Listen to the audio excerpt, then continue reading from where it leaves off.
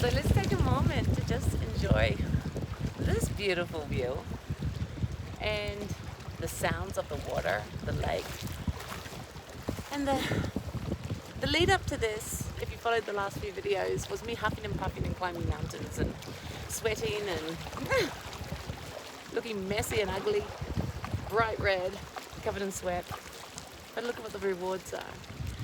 So that's why I do these kind of things. And I love to challenge myself. And I have checked out that there's a trail that goes all the way around, I think over that pass and down. And maybe the next time I come here, I might attempt some of these higher altitude and longer distance trails. But right now I'm just sitting on the lake shore, playing with some pebbles, just enjoying the simpleness of just being here. It's like life can be so simple and enjoyable and so precious.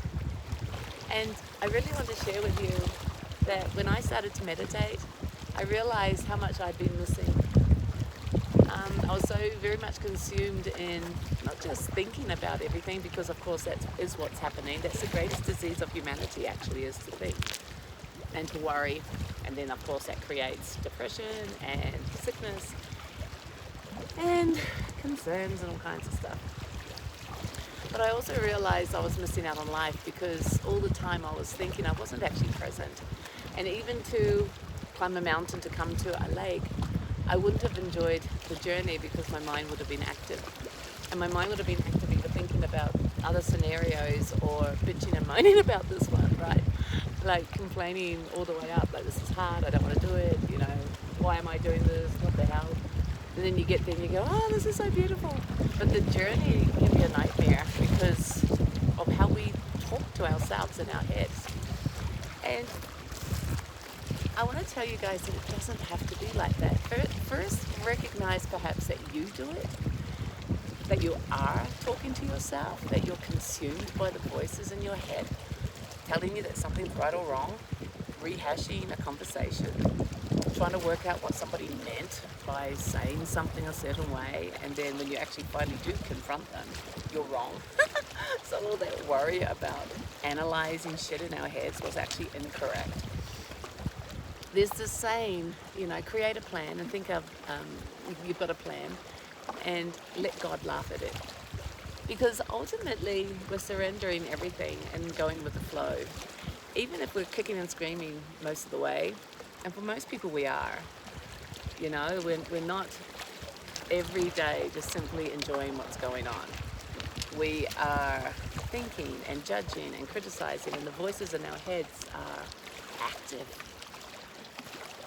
So meditation shows you that, and then shows you a way out. Now, what I loved about that, when I first started to meditate, I couldn't believe how much I was thinking. It was like I'd finally turned the light on into my brain, into my head, and I could see thinking all the time. And I was like, holy crap, there's a lot going on in here. Is meditation actually working? Because I seem to be thinking more. And it was like, no, you're actually seeing that you think and how much you think.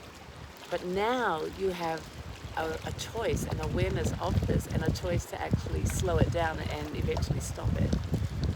Not to stop it in its sense, but by changing your attention to being present, the thinking dies or falls into the background like a radio in another room.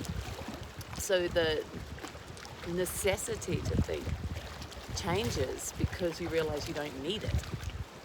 And that's freaking cool, because if you realize you don't need to think, well then suddenly it's like, well, life is happening and it's magnificence and glory. And you're showing up for life 100% to enjoy it. You're being present for what is. And look at what I'm present to right now. Magnificence. I'm sitting on stones and I've got a sore bum, so